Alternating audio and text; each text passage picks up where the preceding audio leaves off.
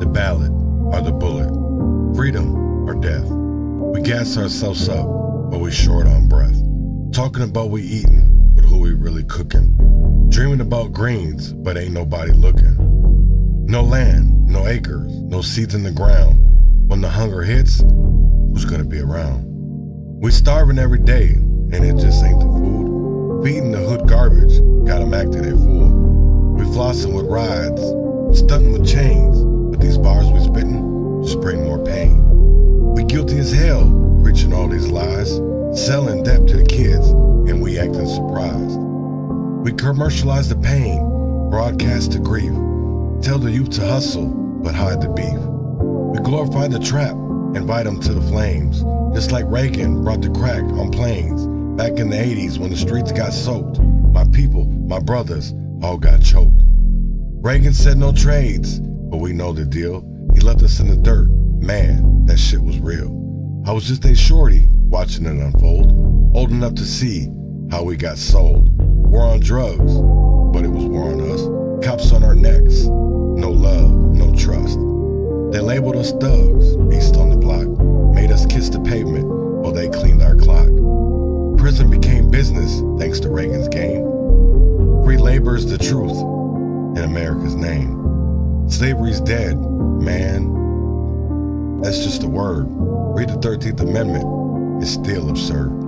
They lock us in cages, serving time for life.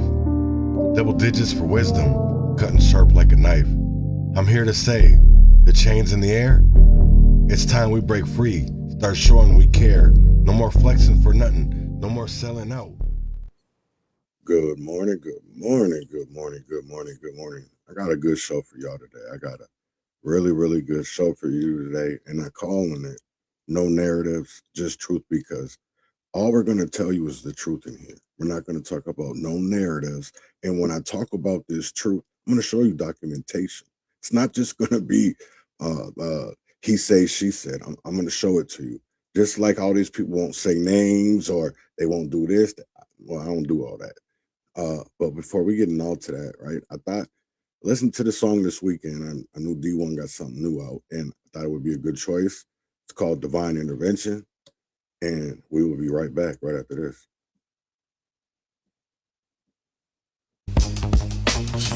What you're about to witness is a conversation between addiction and God's word. It's mine. Yeah, I'm in a privileged position. What position? I'm not exhibit, I am addiction. Addicted to what? Well, let me tell you something. Adrenaline junkie, get addicted to doing nothing. Got you on your phone, huh? Got you addicted to scrolling, weed rolling, trolling, and porn, huh? Well, nice to meet you, sir. Guess you's a user, sir. I'm here to intervene and keep you safe from Lucifer. I'm known to kick it raw. I'm known to serve it hard. No, I am not D1. I am the word of God. Yeah, the only words we use round here is pushing to make profits and making the check clear. Money, money, all you talking, but it's temporary, buddy. You can't take it with you when you in the cemetery, buddy. I don't need a cemetery to bury people. I got them. Either I shot them or left them at the bottom of a bottle. Full throttle, I'm hearing your sunkenness. Sound like you trying to cover your depression with drunkenness. What's up with this? I love breaking up families. I love breaking up people. Gotta run from temptation. Gotta flee from the evil. They can't run from this needle. Think you can and you tripping. Pill popping and stripping because I am addiction. As for God, his way is perfect. The Lord's word is flawless. He shields all who take refuge in him. For who is God besides the Lord? And who is the rock except our God? Hey, addiction, here's my prediction. When all the people you infected get their hands on my words, you gon' be missing.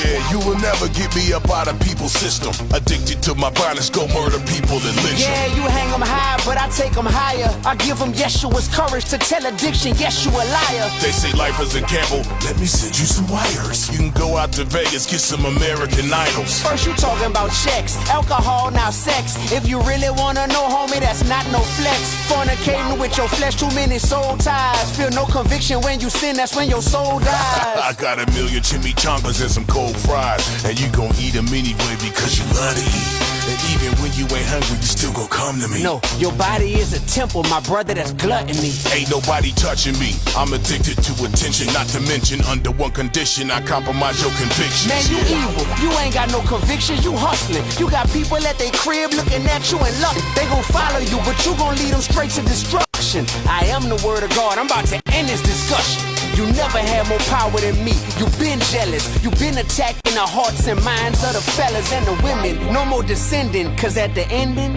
as a people, we need divine intervention. That was D1 exhibit, divine intervention. Like I said today, I'm calling the show No Narratives, Just Truth. And one of the first things I want to talk to people about is something very serious going on in the next school year, this new school year for Minnesota school students. They're going to have transgender dolls. This is something that I want people to wake up to, right? I know this conversation is for greater Minnesota, right? Because I said, you guys don't control Minnesota, and we need to control Minnesota, right?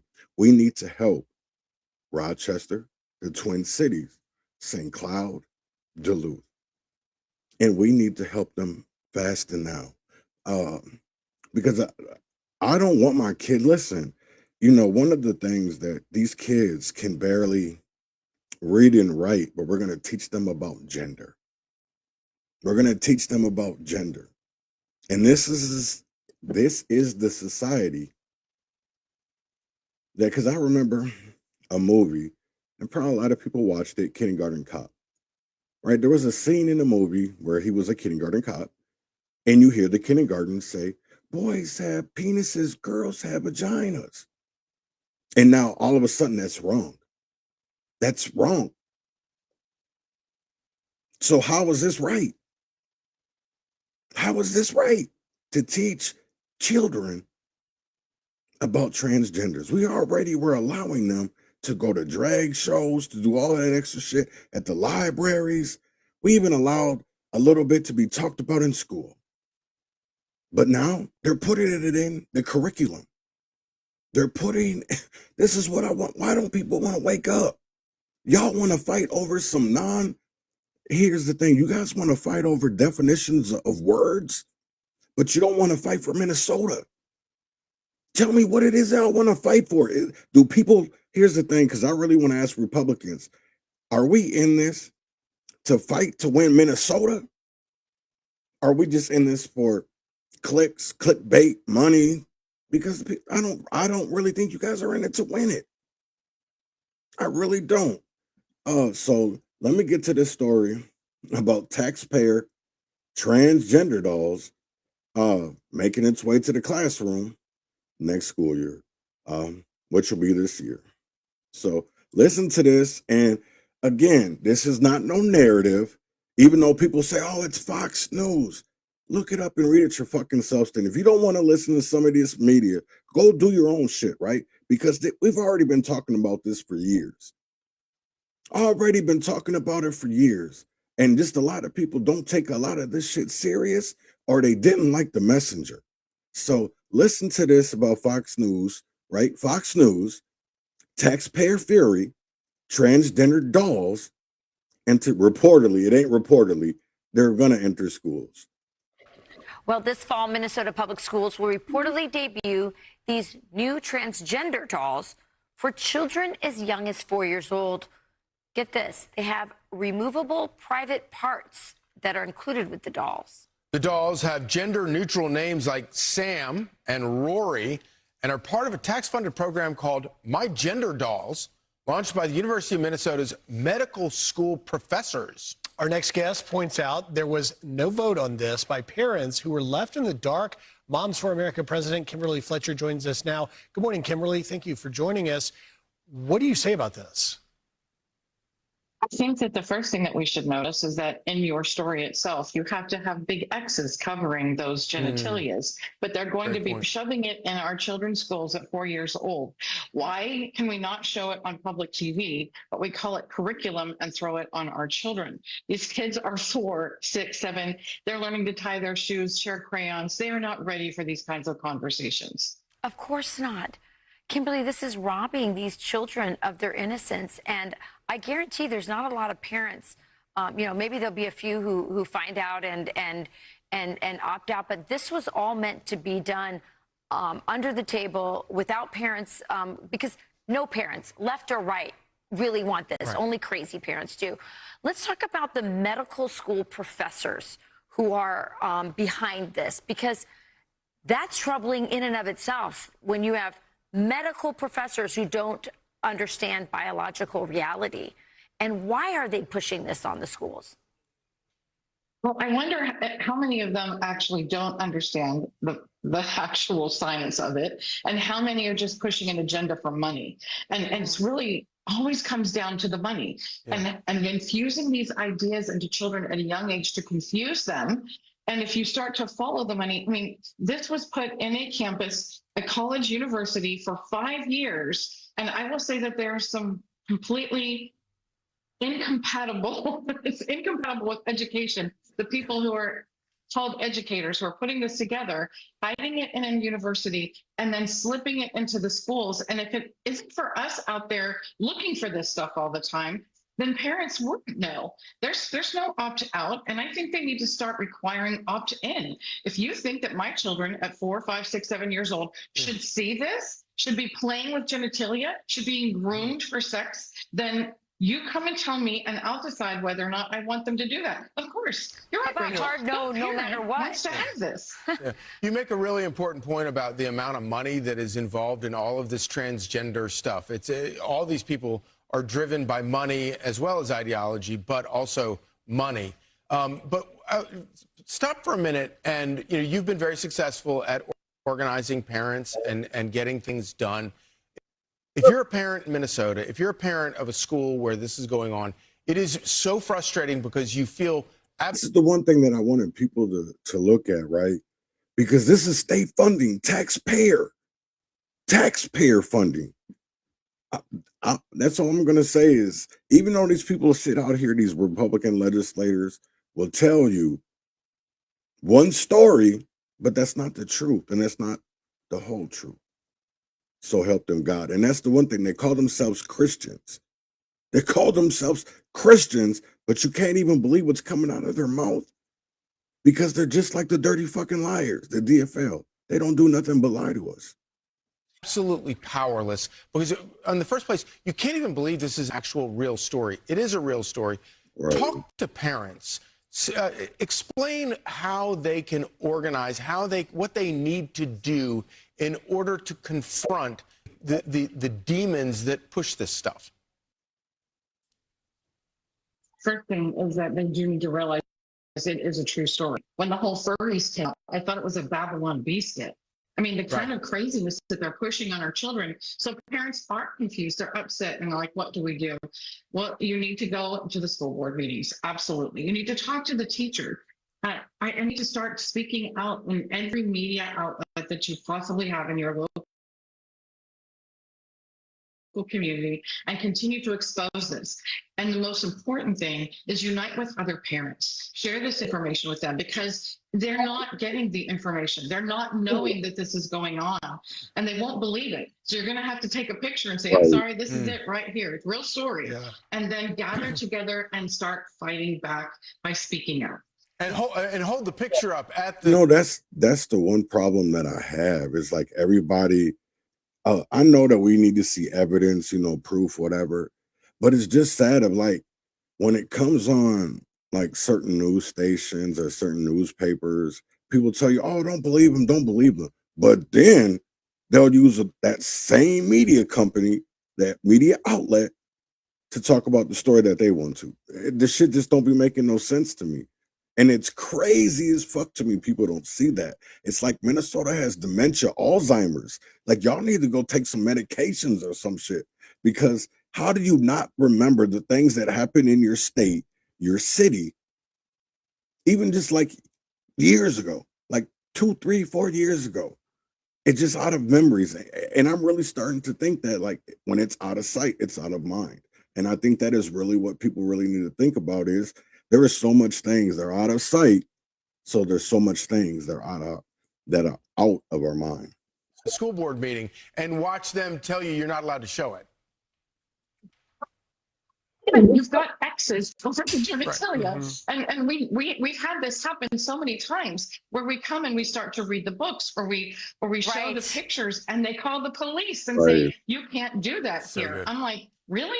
But you're going to put it in a classroom in front of an innocent child. I don't think so. It's just preposterous, Kimberly. I mean, parents do not give 4-year-olds an option because they're saying they're doing this for options, whether they're going to have chicken tenders or Oreos for dinner. Why they would give them gender options is beyond me. We'll continue to follow this. Kimberly Fletcher, thank you for joining us. Thank you.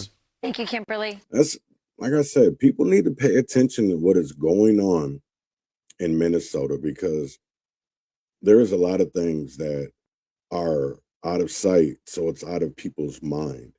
And I really do believe that we need to, even though a lot of people they don't like the messenger, listen to the message. Go do your own research. You don't have to like the messenger, but you should still want to receive that message. So, because most of those messages be real evidence, but because there's influencers or, media companies, or simply because of their own backgrounds, that people don't listen to them. And to me, I think that's really sad, is because we're supposed to be about second chances. We're supposed to be about comeback stories, right? But it's really not about that, because unless it's certain people, then they're okay with it. But when it comes to us or people that have different political views, no, they're not behind that. So let me get into, I want to talk about what's been the biggest story since last Wednesday, right? This whole amnesty thing. And I really want to talk about today's Republican divide, because there is a divide. And there's a divide in a lot of fractions of it. It comes down to a lot of things. They say they want deportations, mass deportations, but you don't hear that from our Minnesota Congress people. And I'm going to show you something about that in just a little bit. You don't hear them talking about mass deportations. You don't hear Kendall. You don't hear Lisa. You don't even hear Tom Emmer. Until recently, they started. I won't even say until even recently, because I don't think he's still talking about it. And the only reason why they're talking about immigration right now is because Mike Lindell is not a politician. He's a businessman. He's a businessman, and he's out here. And so people look at his 6-month contract like it's a bad thing, when it's all in actuality, it's a good thing. And it's about accountability, and they don't like accountability. That's the one thing that they will not tell you, is they do not like accountability, Republicans and Democrats, because we can see that. You can see that with Nicole Mitchell. You can see that with Bobby Joe Champion. You can see that with Justin Eichhorn and so many others. We have ethics committees. We have ethics hearings that never ever give us any type of answers. We have more questions, and we never get those answers. So let me get into Reagan and how he believed in amnesty. And so what's wrong with these new Republicans? But it is true our borders are out of control. It is also true that this has been a situation on our borders back through a number of administrations. And I supported this bill. I believe in the idea of amnesty for those who have put down roots and who have lived here, even though some time back they may have entered illegally. With regard to the employer sanctions, we must have that, not only to ensure that we can identify the illegal aliens, but also, while some keep protesting about what it would do to employers, there is another employer that we shouldn't be so concerned about. And these are employers down through the years who have encouraged the illegal entry into this country, because they then hire these individuals and hire them at starvation wages and with none of the benefits that we think are normal and natural for workers in our country, and the individuals can't complain because of their illegal status. We don't think that those people should be allowed to continue operating free. And this was why the provisions that we had in with regard to sanctions and so forth. And I'm going to do everything I can, and all of us in the administration are, to join in again, when Congress is back at it, to get an immigration bill that will give us once again control of our borders. And with regard to friendship below the border and with the countries down there, yes, no administration that I know has established the relationship that we have with our Latin friends. But as long as they have an economy that leaves so many people in dire poverty and unemployment, they are going to seek that employment across our borders, and we work with those other countries. President Reagan did sign the sweeping new immigration reform act today. He said it protects the sacred possession of American citizenship. We didn't call it amnesty, we called it legalization. We're able to escape the hammer blows from the left and the right and everybody else. Well, I was actually extremely hopeful that the law would work because many of the members that I represented in my local union were undocumented. Senator Alan Simpson, a Republican from Wyoming, helped author the Immigration Reform and Control Act, along with Kentucky Democrat Romano Mazzoli. We brought up two bills, one on illegal immigration and one on legal immigration, and both passed. Well, the illegal immigration bill worked because everybody wanted to hammer the illegals. That's the ancient phrase today. So we did legalization, and 3 million people came out of the dark from 93 countries. The initial bill was seen as the answer to the country's immigration issues. It offered 3 solutions: amnesty to illegal immigrants who came to the U.S. prior to 1982, economic sanctions against employers who hired illegal workers, and a proposal to fortify the nation's borders. At the same time, granting amnesty wasn't a popular solution. This poll from 1984 shows that 55% of the country thought the government should arrest and deport illegal immigrants. But public opinion toward immigrants wasn't one-sided. A 1985 poll found that I just want to tell people, this is like almost 40 years ago. So this is not a new conversation. It's just a conversation that politicians don't want to have because it makes money on both sides of it. Majority of Americans believed recent immigrants were good, honest people and productive citizens once they became established. Right. But yet, and bring those resources. But yet, they don't want to talk about that. But yet, they don't want to talk about that. Minneapolis, Minnesota, the next thing that I do want to discuss is, so on Friday on Free People Radio, Royce White came out and I believe that he said some very, very, very, very good things. And a lot I think people don't realize is they don't listen to him because there are so many influencers or even in the party that don't agree with him. So they make him irrelevant when it's really not like that. I was a young man. I said, really? I want to. Never. It's a. Maybe I go and fight in the UFC. A rocking week for us, right? Yeah, but you know, the pathogens had other plans. Yeah. But let's just cut straight to the chase here, okay? Just when you think these people couldn't get any more brazen, they outdo themselves. I mean, it's odd to watch. Time and time again, I say I'm not surprised, but it's still shocking. You say it's odd. I say it's depressing, but it's probably a perspective and age. It's depressing for me. I just watch it and think, are you serious? Is this, am I looking at, and how dumb do people have to be to go along with this, right? Honestly. I mean, I'm growing more and more contemptuous to the point where I'm thinking, hey, you know what? Let me just go ahead and let me just get a farm and just let me move to Tennessee, somewhere that's reasonably climated. We got a big fan. We got a fan here. I'll help you, Family D from Tennessee. He couldn't wait. You're just, that's just music to his ears. Let me find a nice parcel, okay, very humble parcel out there in Tennessee, and get me some whiskey and go ahead and just hit the road, because we haven't had enough. We don't really want to save this country. I know there's some people who do, but I don't think that and things haven't gotten bad enough yet.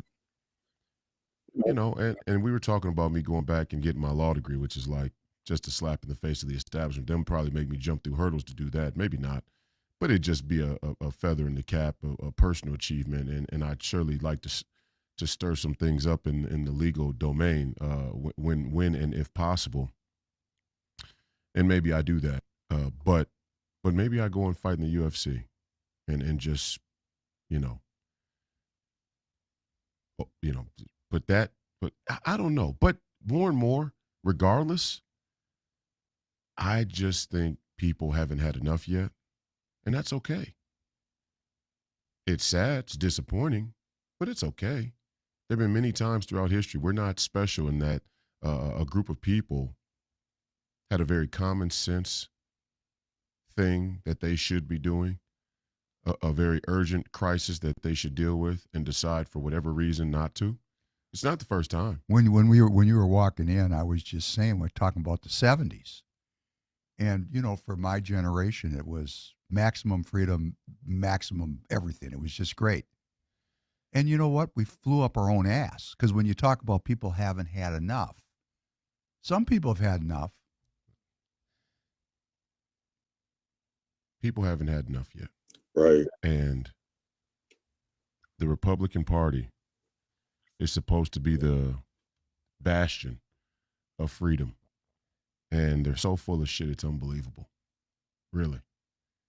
And this Mike Lindell situation is the epitome of prime examples. Please listen. The Mike Lindell controversy about this amnesty proposal is the epitome of prime examples that the Republican Party and the conservative movement in this country are full of shit. And let's just name the names. I want to name names. Because none of these people, first of all, there is no consensus in the conservative movement or the Republican Party about deportations. Facts. There's no consensus at all. There was a consensus about the border. President Trump sealed up the border for the most part. There's no consensus about what we're doing with the foreign invaders. And there hasn't been a consensus for now almost 2 years. So to pretend there's a consensus is dishonest. But let's get specific about the actual players. None of the Congress members, the sitting Republican Congress members in the state of Minnesota, Brad Finstad, Pete Stauber, Michelle Fischbach, Tom Emmer, none of them have used the term mass deportations in 5.5 years that I've been on the campaign trail in Minnesota at Republican Party events. Not one of them have ever used the term mass deportations. Former U.S. Senator Norm Coleman, former U.S. Senator Rudy Boschwitz, former Republican Governor Tim Pawlenty never used the term mass deportations. I haven't heard it once. I haven't seen it on their social media. I haven't seen it on their media appearances. I certainly haven't heard it at any public events. Current Min GOP chair, Alex Plekish, former Minnesota GOP chair, David Hand, I've never heard them use the term mass deportations. Any of the House candidates, any of the state Senate candidates, or House elected officials or state Senate elected officials, never heard them. Julie Coleman, never heard her use the term mass deportations. Jim Nash, the faggot, never heard him use the term mass deportations. Damn. Dustin Gragey. See, this is the thing that I think that Minnesotans don't like, right? Because I do see this a lot. I don't think Minnesotans agree with, if it's not political correctness, they don't like it, right? And that's how we got here. We got here because we were being politically correct. It's time to just tell the truth and fuck their feelings, because it's facts. Facts over feelings. Facts over feelings, because we should already be to the stage where it's already fucked them. Remember how everybody used to make the joke, and I don't know, maybe people still do, but like we used to be like, fuck them kids. Fuck them Republicans. Fuck them Democrats. Because I can tell you right now, like Roy says, you're not going to find a consensus about Republicans and mass deportations, because that's not something they talk about. When is Lisa DeMuth going to talk about her billionaire donor? Her billionaire donor. Billionaire. Uline skirted visa rules for its Mexican workers in the U.S. And here's the thing. I know people are going to say, well, they're Democrats, blah, blah, blah. So does that not make it the truth because they're Democrats? I just want to ask people, does that make it that it's not the truth? Because if y'all believe that, then we're a fucked up ass world. Because then we don't believe anybody. We don't believe anybody, depending on politics, depending on their color. Like, come on. The truth is the truth. It doesn't matter about your color. It doesn't matter about your politics. It's just the truth. The truth is the truth. It doesn't give a fuck what side you're on. So it's crazy to me that when people point shit out, we always run to what their politics are. And for me, I'll say this. I know that I guess I didn't find this out to the last couple of days or whatever, but that this is a left-wing media outlet. Every fucking media company has a media outlet. Everyone. Doesn't matter if they're Republican, doesn't matter if they're Democrats. There is no more. When motherfuckers tell me that they're independent or nonpartisan, I fucking laugh because there is no more of that. And you can tell that in our policies. Because depending on if you're a Democrat or a Republican is how you see things. And that's really fucked up because it's not about the people anymore. It's not about us. So it's like, when are we going to finally stand up and see what this shit is really about? It's not about us. It's not about the people. Because what's crazy is a month, December 2024, Uline stopped that program, the B1 visas, because he knew that Trump was coming in office January 2025. But y'all don't care about that. Y'all don't care about that. But you care about Mike Lindell and that it's amnesty. What the fuck is your plan? Because you don't have one for mass deportations. Because all you do is bitch. Doesn't matter if it comes to Julia Coleman, Nolan West, Jim Abler, Jim Nash, all these people. They talk a good fucking game, but they don't mean that shit.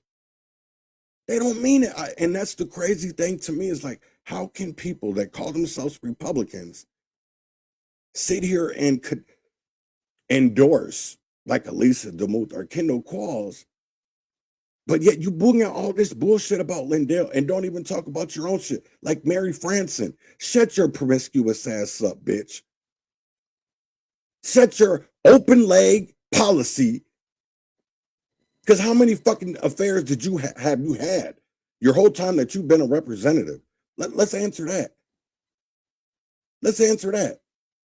How many husbands have you fucked in the Senate or in the House? Let's talk about that. Because it's crazy how motherfuckers always want to throw rocks, but they live in glass houses. Because the minute you start bringing up their past, like how people do to me, they block you. Listen, Dustin Grange has been making all kinds of posts since Wednesday, right? But the minute you talk about his eviction, I should say evictions, or you talk about his repo where he owed over $20,000 on his Subaru, they'll talk about MyPillow and his problems. That man has spent more money fighting election integrity than these motherfuckers talk about mass deportations in Minnesota. Because when it came to Operation Metro Surge, they didn't stand up for law enforcement or even federal ICE officers. They bowed. They cowered. And there's proof. The fact of it is that people don't want to go look for it. You don't want to go searching for it. And then people will say all types of bullshit. You're this, you're that. But you don't want to read when the information is right there. People don't want to go do their homework. They don't want to go do their research. And that's why I I have a small ass circle. I have a small because first of all, I don't trust a lot of these motherfuckers. And listen, I'm just being honest. I'm just being honest. I don't go to the clubs anymore. I've been outdid that old lifestyle. Now it's about change. But I'm not going to get rant about me. I'm just going to talk about this. What's facts? So let's get back to Royce and how he's talking about the Republicans in Minnesota and how they don't want mass deportations.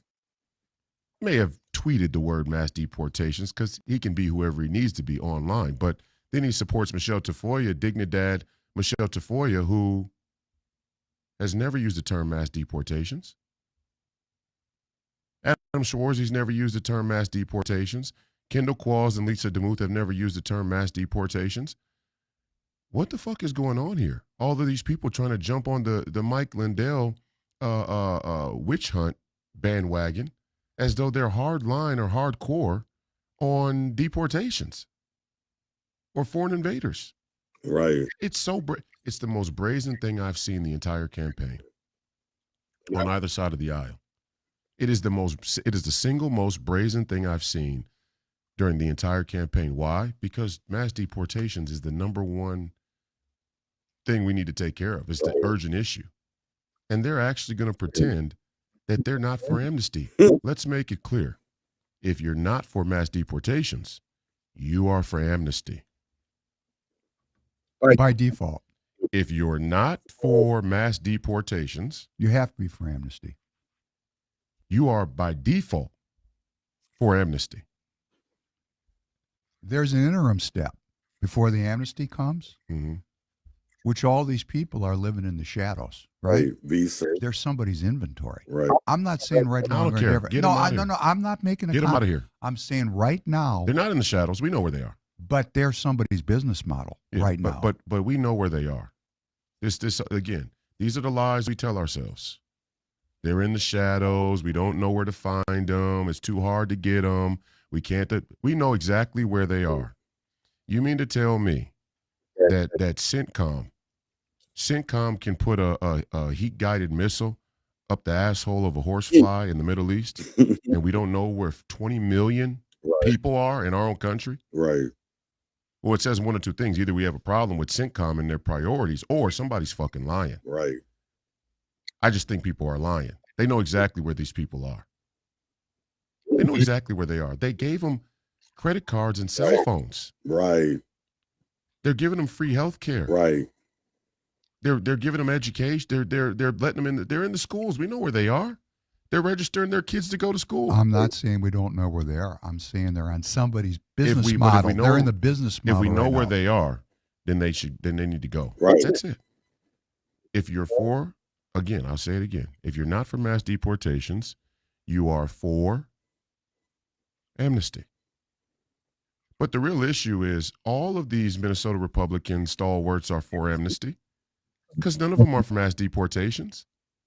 And they're only using this chance to go after Mike Lindell because they really think he's too hardline on election integrity.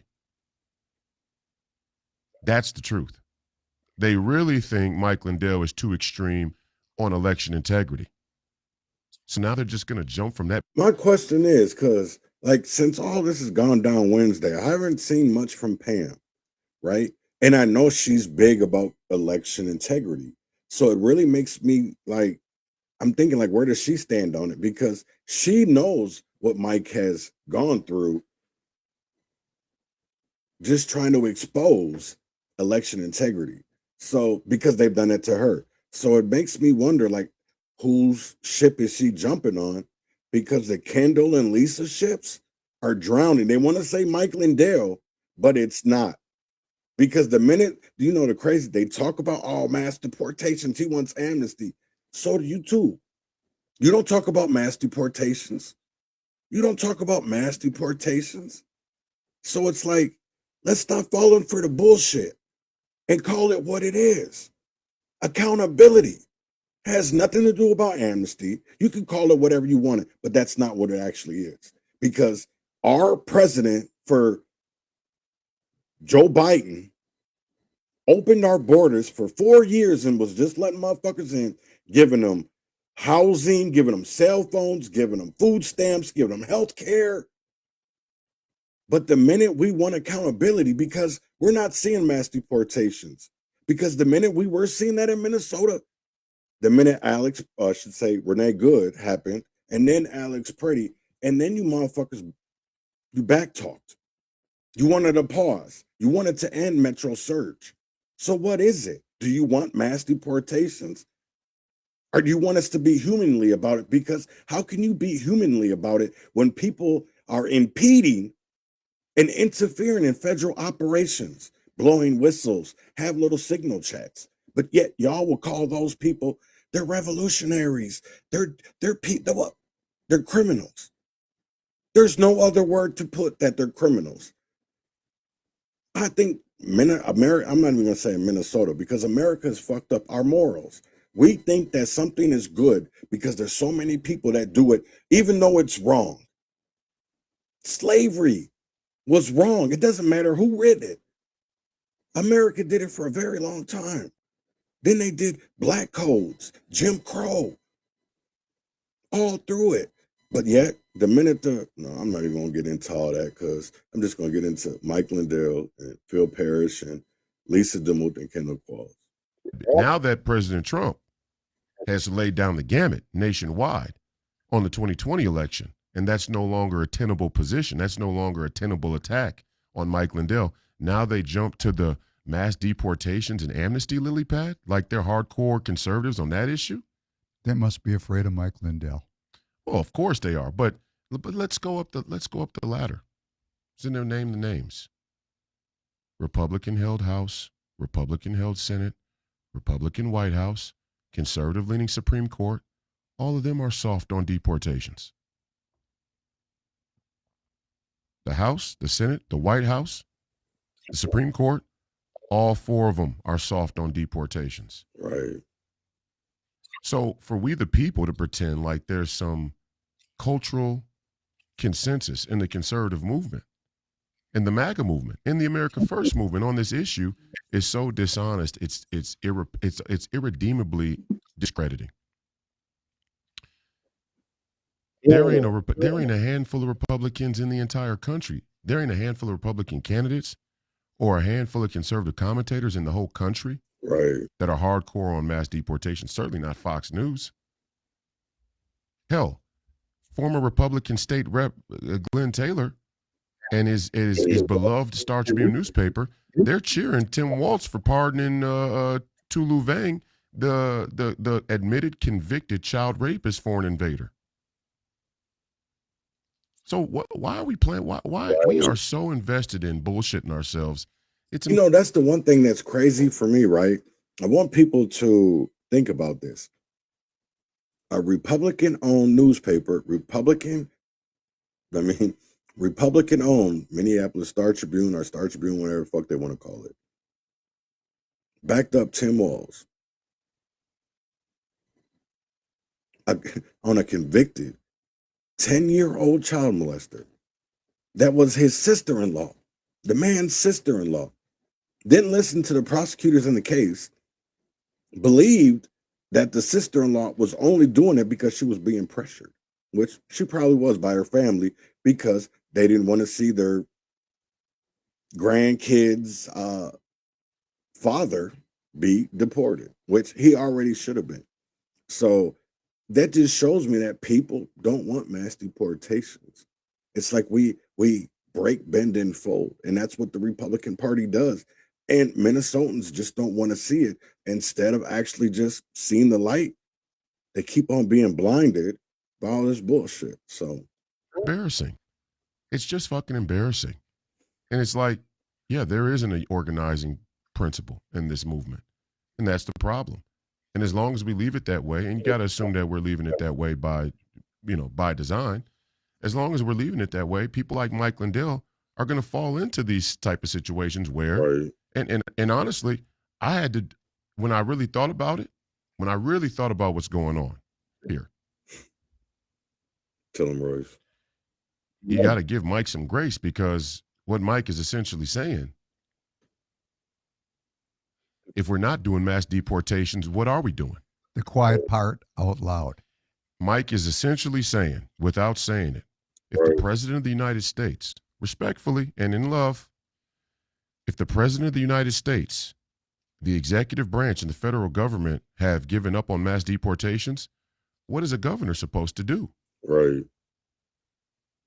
That would be, I guess, experiment. I don't know what to do is what he was saying. I'm not sure what we should do exactly. But let's try and get these people on record somehow. So if they vote in our elections, right, we can deport them. They will then have done something illegal, something further illegal.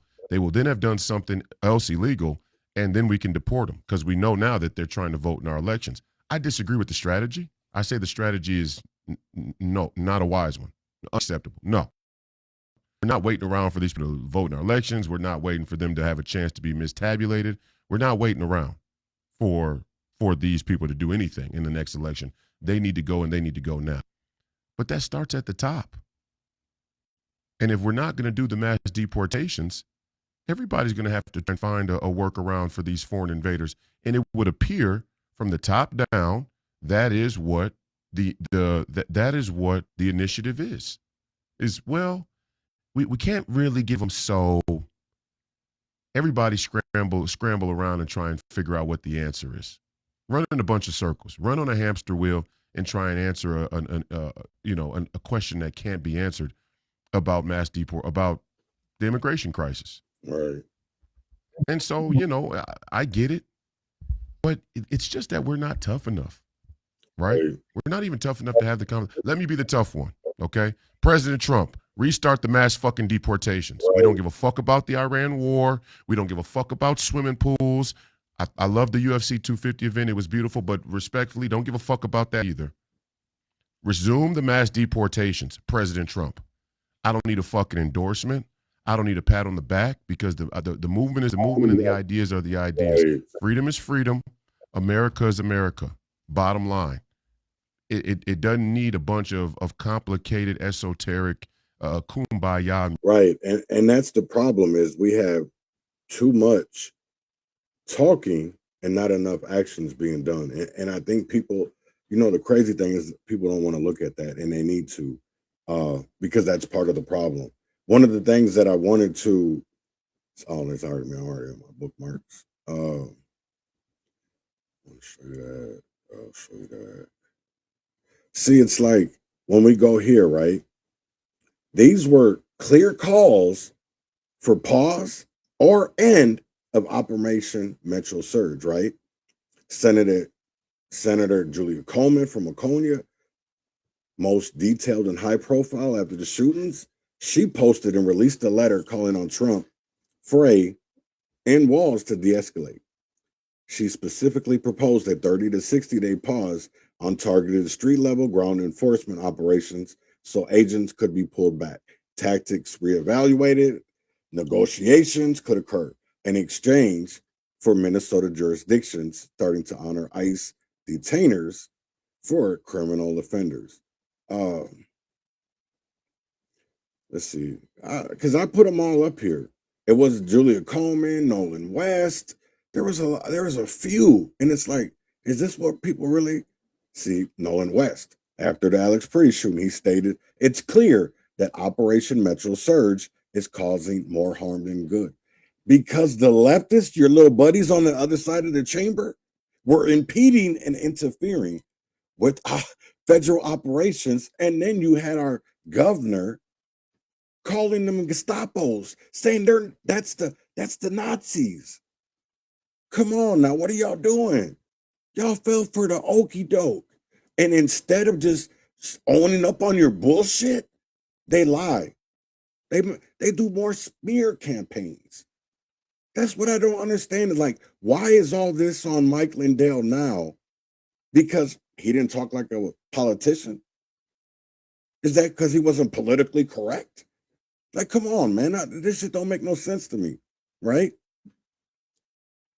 It's crazy. It's clear that Operation Metro Surge. How can this motherfucker call himself a Republican? How can you know what? That's why, because they're a rhino. They're not conservative. I'm really starting to believe in and realize that Republicans and Democrats they're the one party. They say they're two, but that's that uniparty. And then comes the DSA, then comes on the Republican side, you have the conservatives, because there's a big divide. There's a big divide. And it's for the fact that we have elected Republican leaders who fold, right? It puts law enforcement lives at risk, and it feeds the chaos, destroying our state. It needs to end. He supported targeted enforcement of criminal aliens, but opposed the broader, less precise surge tactics. Come on, man.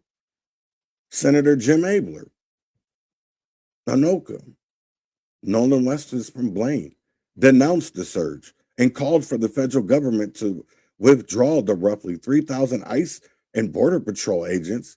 He said regular enforcement focused on criminals was fine, but the surge took it far beyond that. Senator Rep. Dave Baker, Wilmer, told reporters he supports a pause in federal immigration. He cited the difficult impact he was seeing in his own community because here's the thing what motherfuckers don't want to realize.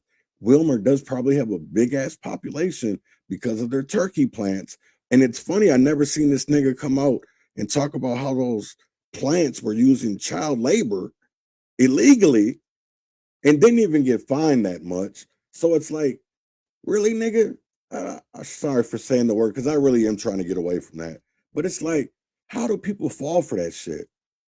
It really doesn't make any sense to me how people fall for the BS. And it's like, I don't get it.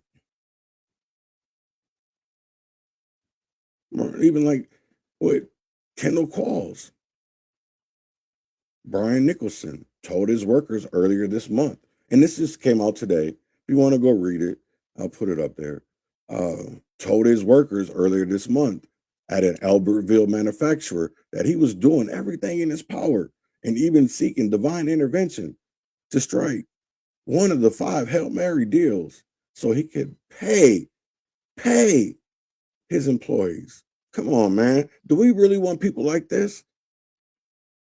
Who sit here and will tell you a narrative, but they won't even talk about their own shit because they believe their shit don't stink.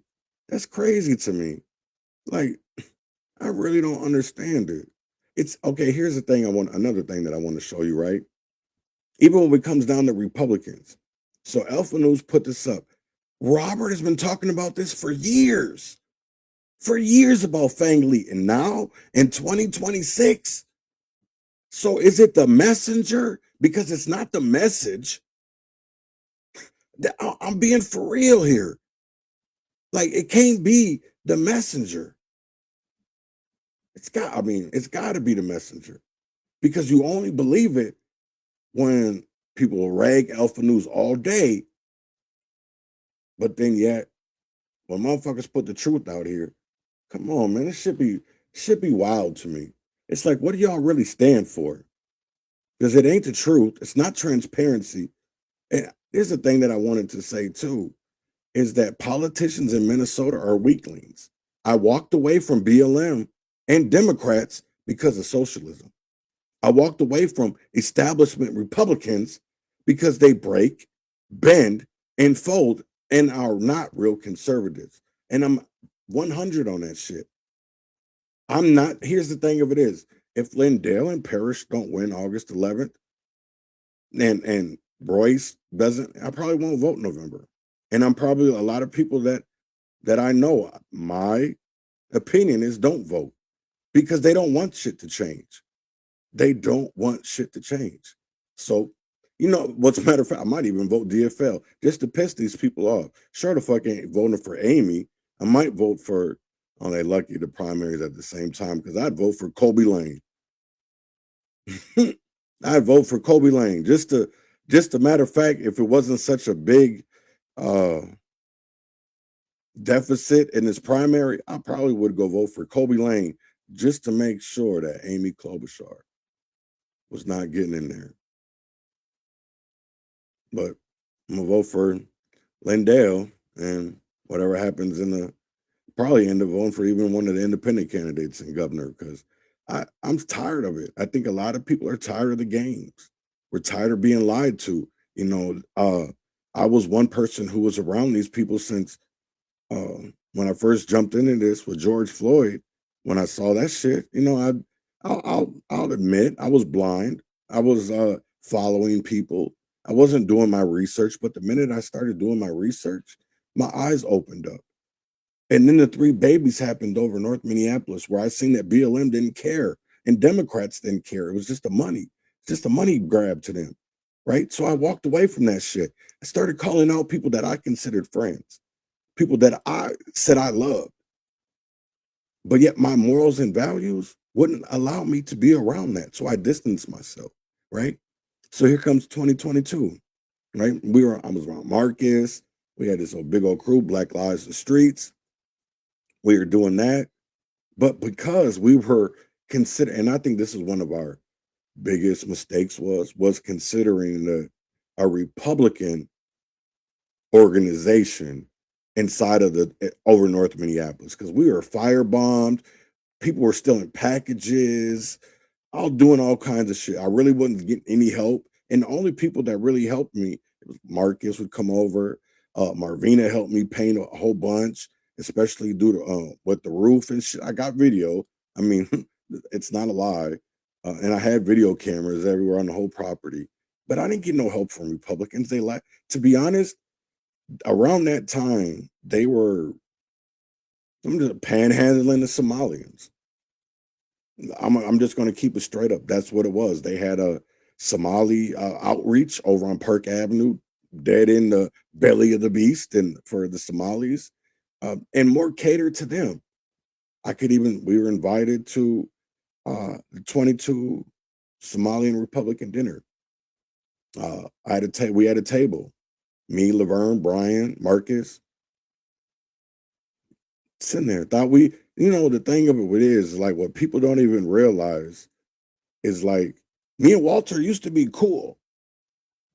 But until he started lying, and started to pump fake, because that nigga, here's the thing of it is, that nigga's soft. His heart pumps nothing but sugar. I'm gonna keep it 100. That nigga, sugar tank, sweet. That's why they had what's crazy is they had an event on Saturday at the state capitol. I had made a comment about, because I had watched Rebs live that day when he was out there. And I said, damn, where's all the black people? And the only ones in the video were the candidates, AK, who is not black, who is an African from Sierra Leone, like his daddy. So don't call that nigga an American just because his fucking mama is. That nigga is not American, he's a fucking African. Let's get that shit straight. Just because you niggas want to call it something, I don't give a fuck about your narrative. Let's talk about facts. Like, let's talk about facts. Kendall's not even from Minnesota. If we're going to keep it 100, since y'all want to talk about Mike Lindell as a voter in Texas, fucking Kendall ain't even from Minnesota, nigga. I don't even get that shit. And it's like, just because it's the messenger, people don't want to receive the message. And to me, that's why elections have consequences. And Minnesota has a hard head. So that's why you're seeing this soft ass. If you don't know what that means, don't let that shit go over your head. Because basically it probably did almost. But before I get into the Shiloh Hendricks kind of thing, I wanted to play a little video. It's about 7 minutes long. About how through the windows of the house. Police said the bomb was... This is old. This is 1975. And I wanted to show it because I don't honestly think people understood what people had to go through. I think that is one of the biggest misconceptions in our country, is that we don't talk about what Black people had to go through just to be over here, just to be felt like they were a part of something. And that to me is I feel like is the biggest part. So here is a video from 1975. It's a documentary that originally aired in 1975, right? But I want people to watch this, and I want you to watch it closely, because have we changed much? I'm going to be honest. Have we changed much?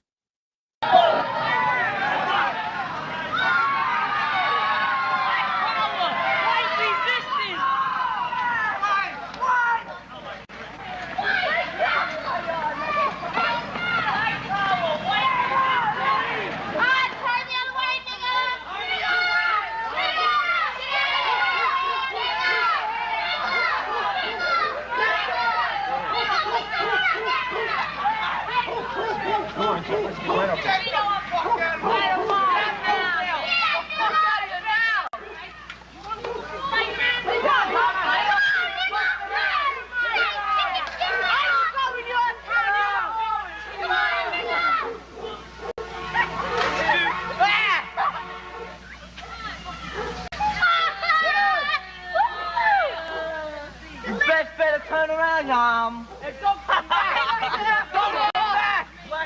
Don't come back! It is the new boy you wanted with that. Come on, Yum! We were riding down this block, and these white people start saying, "Get out of here, niggas. You know, get out of my neighborhood. Don't come to this neighborhood." And then they start hitting on her. Throwing rocks and everything else. Throwing rocks. Because we were in their neighborhood. We went on a bike hike to McDonald's. We didn't mean to bother anybody. We had a nice we saw a parade, we saw a gathering, so we went down there to see what was happening. All right. I mean, we didn't bother anybody. We weren't looking for trouble. I never even know people around here were like that. I've never experienced anything like this in my life. What happened to you?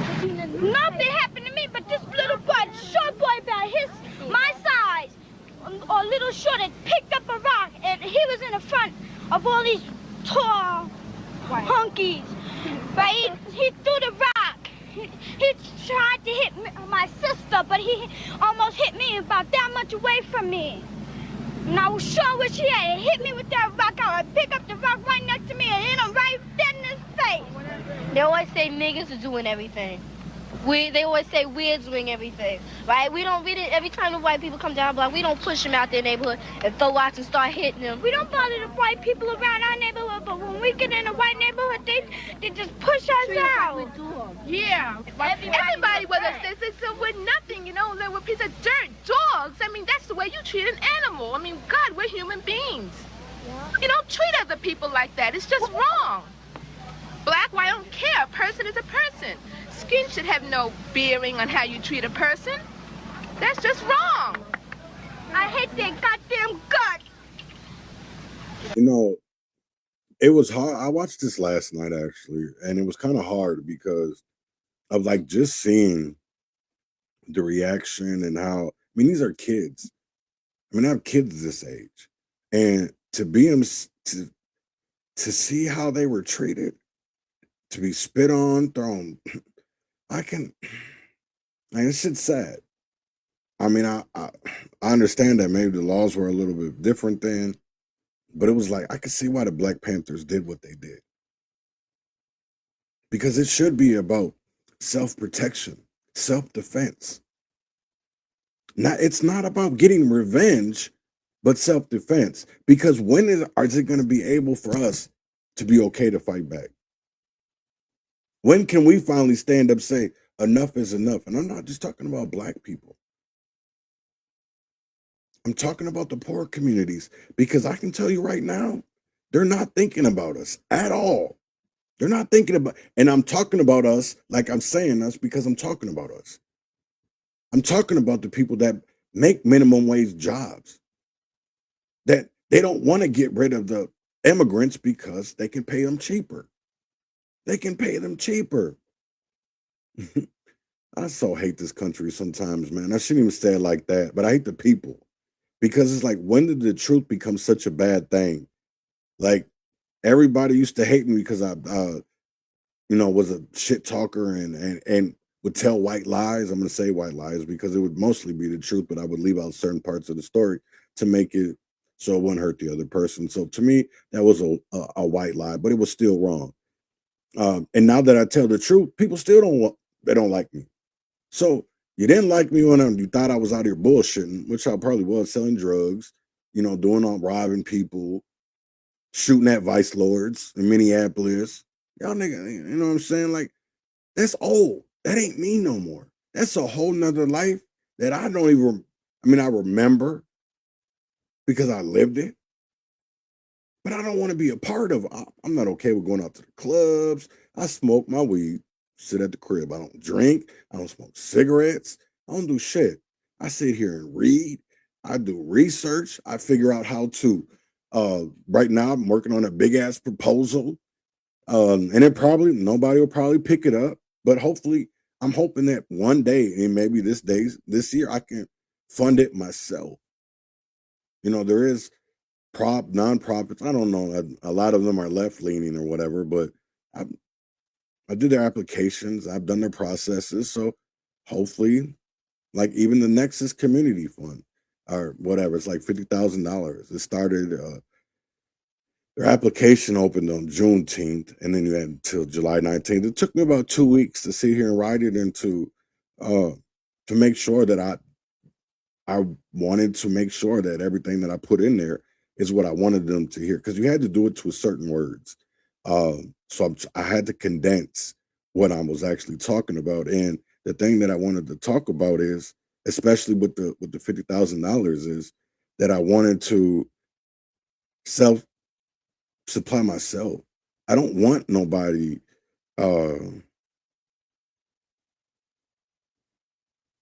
thinking I want a handout, because it's not about that. I want to be able to, first of all, like with my music, well, I shouldn't say music, with my poems, I want to get back to the spoken word. But to be honest, I really can't do a lot of the things without funding. And to be honest, I don't want to ask people for money.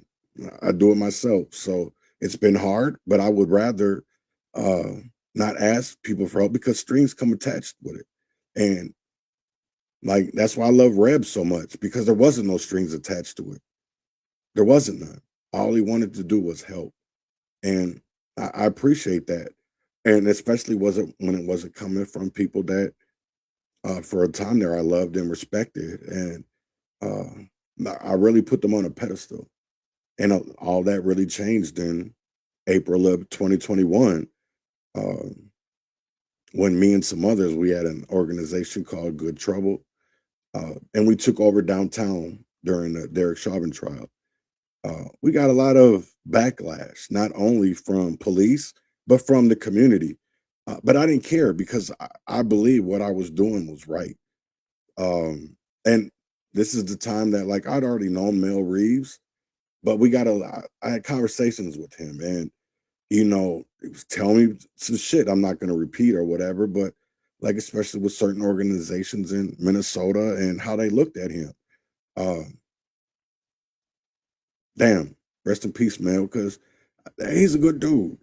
I really, Mel was kind. Mel was patient, because there wasn't many people that were sticking up for me, or even Kia, you know, besides me. And because I had a past, that even made it worse when she was sticking up for me, because they called her a sympathizer, sex offender sympathizer, rapist sympathizer, even though it's not any of that. I made a mistake. I can fully admit it. If I knew what I knew, like, now, I wouldn't have done it. I would have seen that it wasn't okay, but I didn't see it that way. And that is, to me, I'll take that blame. I'll take that responsibility. So, but I ain't never asked for no, like, even when it came to, like, my failure to registers, please get the whole story. Don't just run on no narrative, because these motherfuckers don't even know what they're talking about half the time. They just throwing out shit. They don't know the story. They'd like to talk about, oh, well, he got a domestic violence case. Okay, you don't know the story. You don't know the story. I don't want to, you know, the thing of it is, though, I don't want to put the story out there, because at that time it hurt. And that's what led to my drinking, and what, I won't even say my weed, but the drinking. I was a heavy drinker for a time, especially back in the early 2000s. And I was a mean drunk. So I'm not like that anymore. But to be honest, I made a mistake, and I owned up to it. I pled guilty. Didn't want no deal. Didn't want none of that. Took my punishment, did my time. I did wrong, but so did, no, never mind. I'm not even gonna get into that, but let's get back into this, because I just ranted for like 20 minutes. back into this racist attack that aired back in 1975. I can't say that I hate them. I can't say that it's totally the kids' fault. I mean, I'm sure their parents had some bearing on the way they feel and everything else. I think it's just the system. I don't know. I can't say that I hate them because I don't hate anybody. Do you forgive them? No. No. Can't take back no hurt. But they gonna always do that. They always spit on us like we some dogs. They always gonna spit back on them. Ain't nothing gonna change. I mean, there are black people who are harassed constantly. This isn't, I said before, this may not be a unique situation. It's happening to too many people all over the world. Too many people in America this is happening to. And many people, even your people in the neighboring communities, always say the easiest solution to the problem is we now are the problem right here. And the solution to the problem is, like you say, move. And then another problem comes up. So you'll be constantly running. And we can't run away from our blackness. We can't. So let's face that fact that we are black. And we'll be harassed constantly.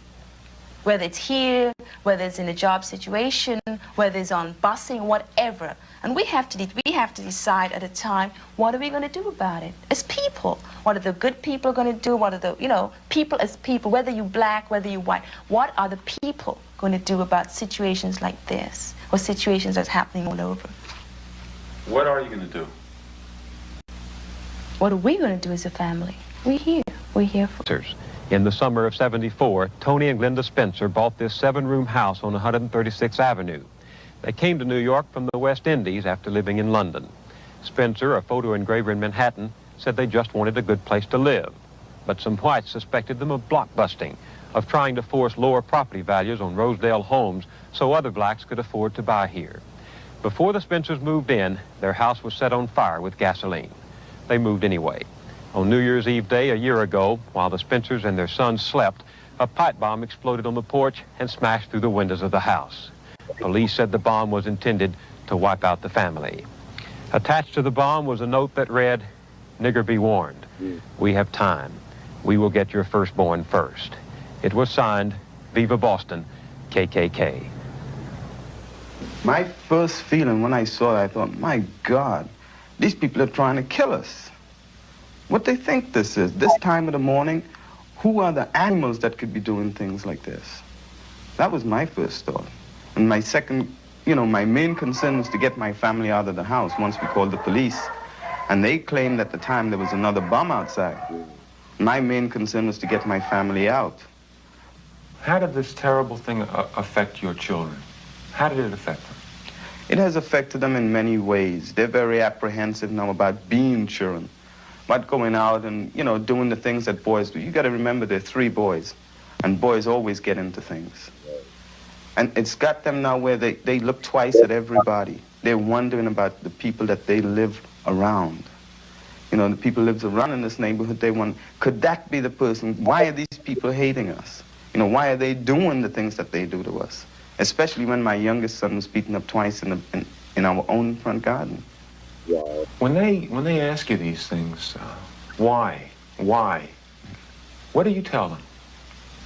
Well, my thing for getting out of it is I usually tell them that there are good and bad in every people, every race, regardless. There are prejudice for most things, whether it's religious, whether it's race, whether it's color, or what.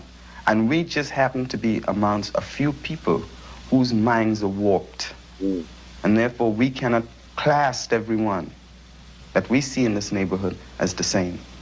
They are in the minority, the people who are doing these things in this neighborhood.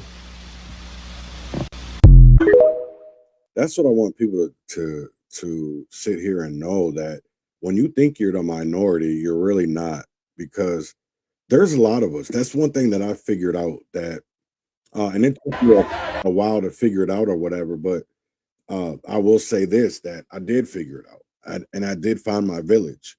And it's funny, always funny to me, because I'll be on like threads and people will call them racist, or things like that. That to me is that it's people who are indoctrinated because you don't know them. You don't know what they have done for the black people, but other than what the negative side of what the Democrats are trying to tell you, not about the good shit. And that to me is a big part of the problem because not everybody is racist because there's Negrophobia. They'll have, "Oh, I got one black friend," but you'll dislike the rest of the blacks. That's what I went through at Red Wing, right? Because people are like, "Oh, you're a nigger." Well, but what is Mike? Which was another black man. Well, he's not. Well, what makes me a nigger? So you have Negrophobia. And I was trying to get people to see that. And then some didn't see it. They were like, "Oh, I do got a problem." So it comes into what people are experienced, people are taught.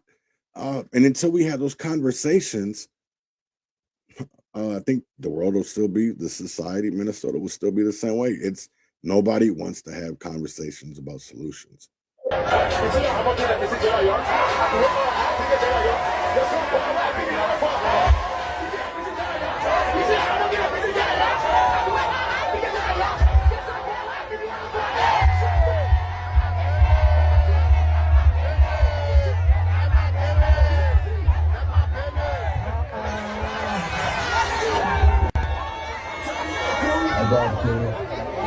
That's not an American flag.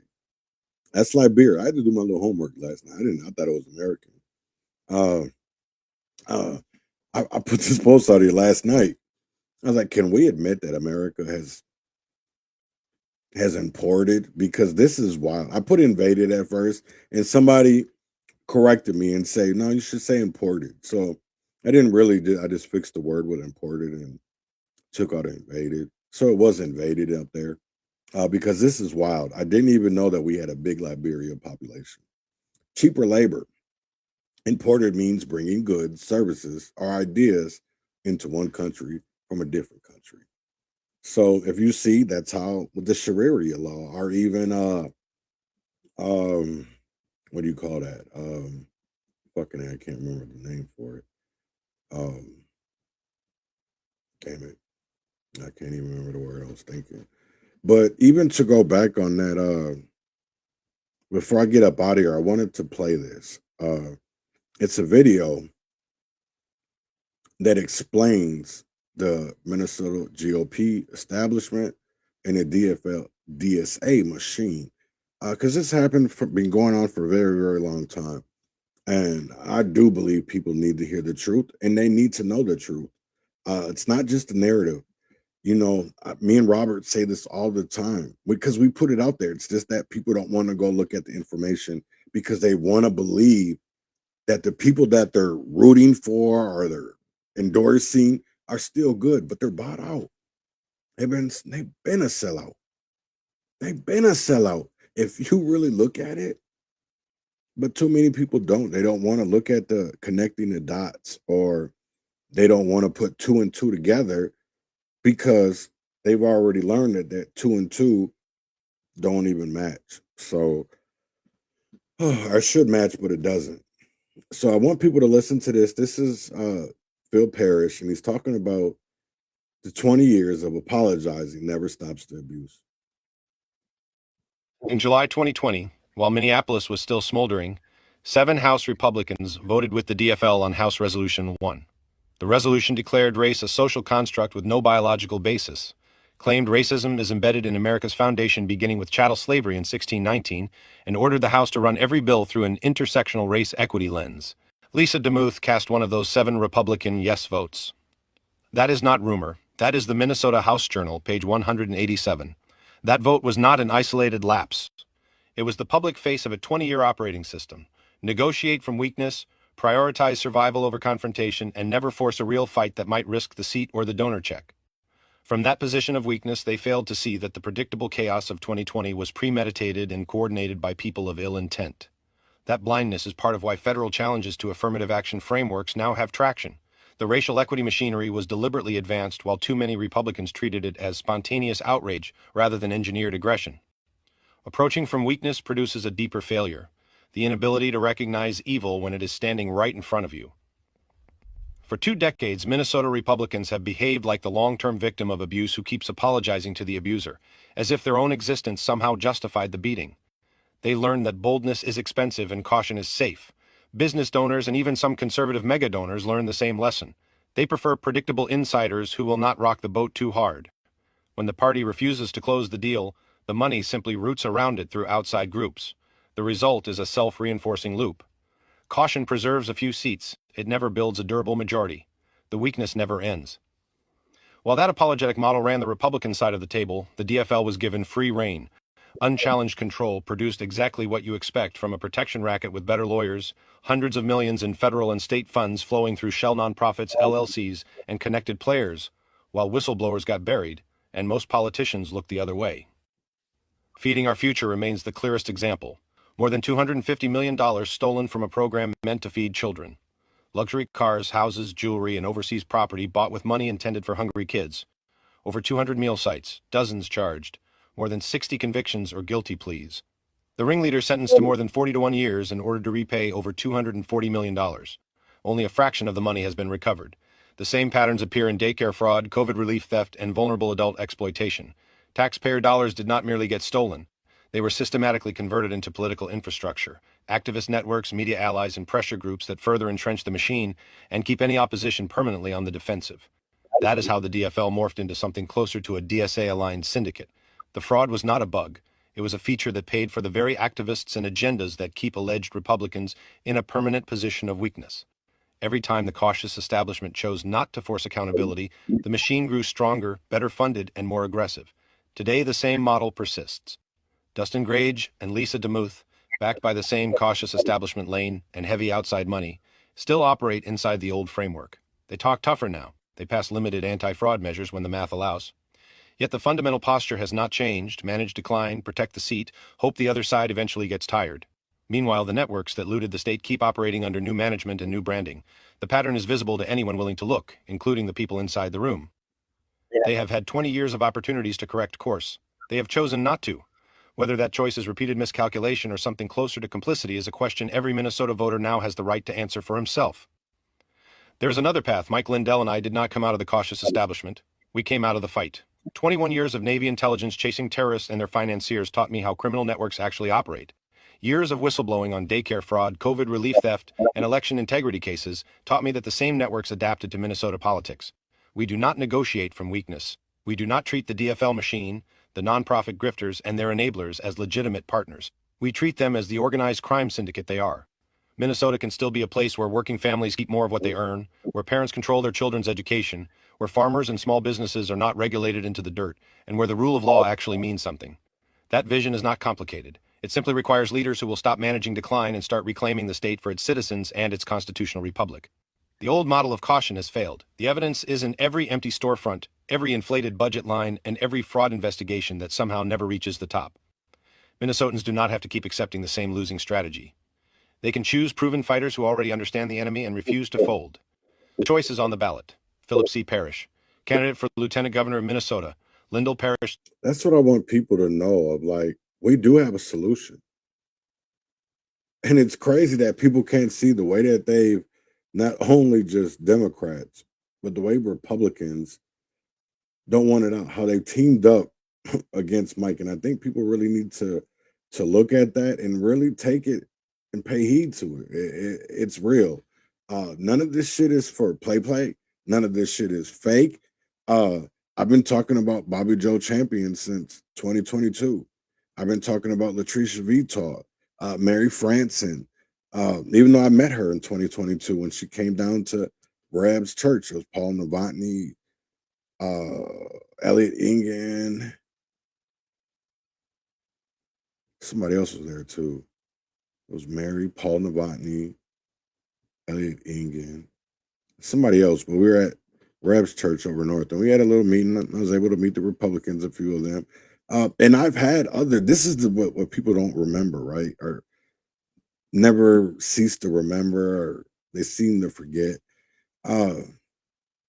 When I was looking at, I shouldn't even say looking at it, because I wasn't looking for fraud, right? I just thought something was very, very funny. And there's video proof of it. We had I don't think an event over North Minneapolis on 36th and Penn. And a U-Haul pulled up.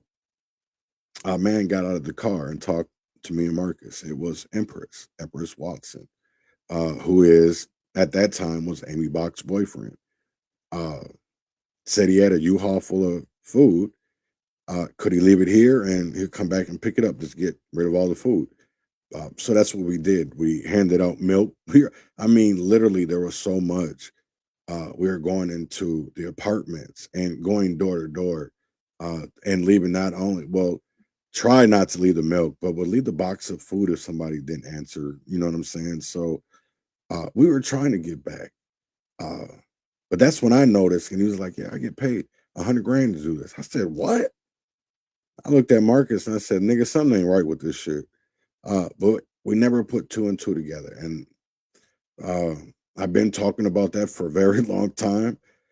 Even back in, because that was 2021, but 2022, I did a presentation to Republicans. I'm gonna be like John Hoffman. I'm not gonna say their names, but it was some leadership, and talked about fraud. But I didn't talk about Somali fraud. I talked about Black churches, Black nonprofits, especially when it came to Bobby Joe Champion and his connections to vice lords and pastors, and now they call themselves nonprofits and all this bullshit. That's what I was pointing out, because they were doing business as, saying they were a nonprofit or a church, but really for profit. Or they would say they were buying houses and to redo them, flip them. So he'd buy it at a low price. They were bullshitting on that too. So it's like, even when it came down to the CSI investigation with, I forget the guy's name now, but it was Bobby Joe Champion and another Black legislator who did CSI. They did ethics committees on those. And still, we haven't gone anywhere with Bobby Joe Champion. People still call it out. We've had more ethics hearings, didn't go anywhere. People still vote them in. And that's because what people won't realize is you don't bite the hand that feeds you. And people really need to pay close attention to that, because when you look in the omnibus bills, it's in there. That's why Republicans have had a short time to read like 1,400 pages, because it was in there. If people don't remember back in 2023 that the legislator gave Minnesota nonprofits $1.1 billion, why does Minnesota look the way that it does? If they were given $1.1 billion, come on. There's nothing to show for it. Our communities are suffering. They're suffering. And yet people still want to have galas. They want to have dunk tanks down in Rochester, but don't even invite all the mayor candidates, just some of them, some that they agree with. And that's part of the problem. People call themselves nonpartisan, but it's really not. That's why I don't even know why we have these positions that call themselves nonpartisan, when we really know that's not the answer. Because everybody's got some type of agenda, and I don't care what you say about it. You have an agenda. I don't care if it's leftist. I don't care if it's rightist, because even me, myself, I have a conservative outlook. I have a conservative agenda. I don't want boys and girls sports. I don't want them having trans dolls in kindergarten.